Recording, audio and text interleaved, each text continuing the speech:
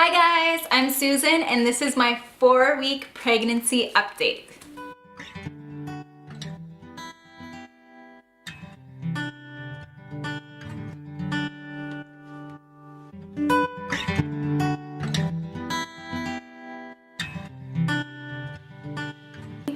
Vince and I have actually been planning for a long time, way before we became pregnant, that we planned that we want to have a home birth. So we want to have a midwife there. So as far as I know, there's 2 ways you can have a home birth. You can do a free birth, which means you're just by yourself and you just have the baby completely on your own. Or you can have, I'm sure there's tons of ways you can have a home birth, but the 2 ways that I know: free birth or have a midwife there. So a midwife is a medically trained professional who knows everything they need to know about delivering a baby, as well as doing all the tests during pregnancy beforehand. For me, I want to have a midwife so that there is somebody there, because this will be my very first baby, never given birth before.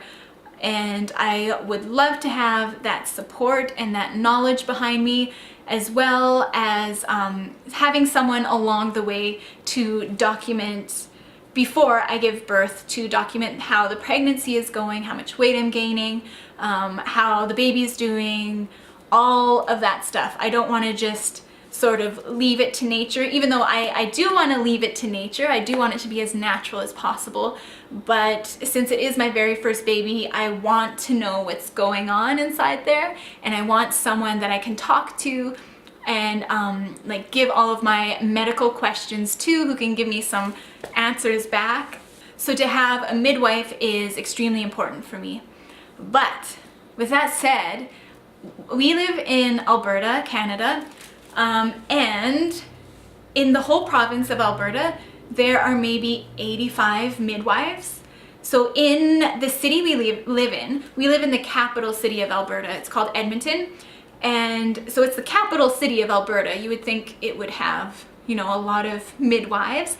It actually only has 25 midwives in the whole area, like Edmonton and the surrounding area.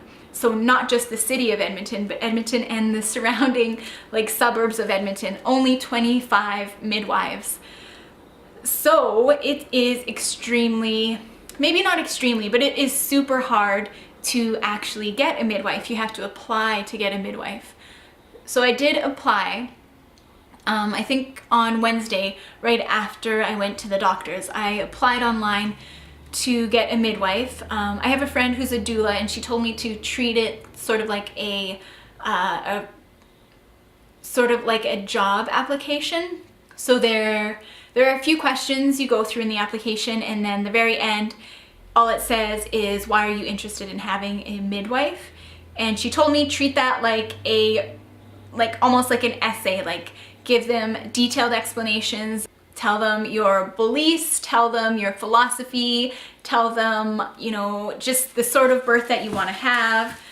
So I think I did a pretty good write-up that I sent to them. I hope it was enough. I don't know, at this point, we're just hoping and praying that we are going to hear back from a midwife. And if we don't, I don't really know what will happen.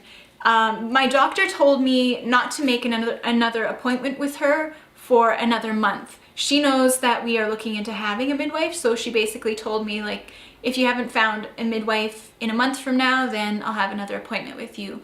But I really have the feeling that the general practitioner that I am going to right now doesn't want anything to do with this whole pregnancy. She's a fine enough doctor, but I just get the feeling she doesn't want to do any pap tests on me. She doesn't want to do she just doesn't want to do anything with the baby.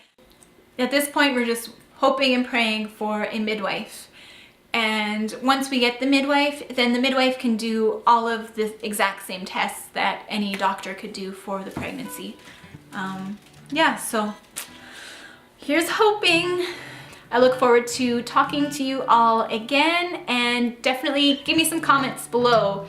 Let's start a little conversation here. Okay, thank you very much, you guys. Talk to you later. Bye. It's so easy right now to tell you that you're the one for me. I've been thinking a long time, maybe we could rewrite our history. So come with me and we'll take on the world. There's nothing that you and I